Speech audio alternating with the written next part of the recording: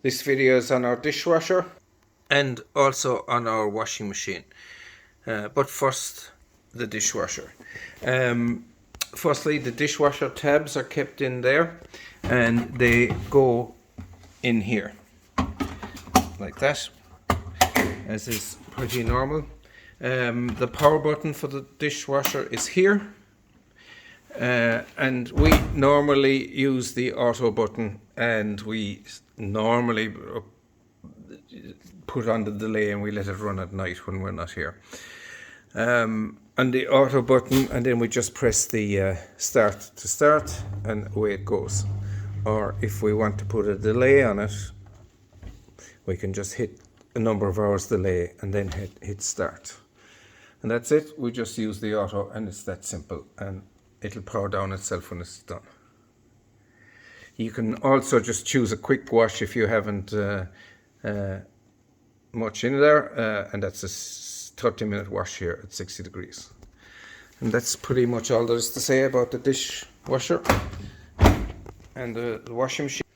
There are a few more settings on the washing machine that need to be discussed. This is the on button. You press and hold it.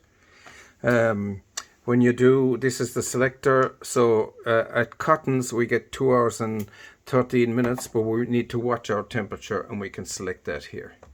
And if you want a shorter wash or a mini wash, you can press this shorter wash and you just get half the time there at 1:43. Likewise, if you want synthetics, you can also do synthetics at 40 or 60. But you don't get the high spin, you only get the 800 spin.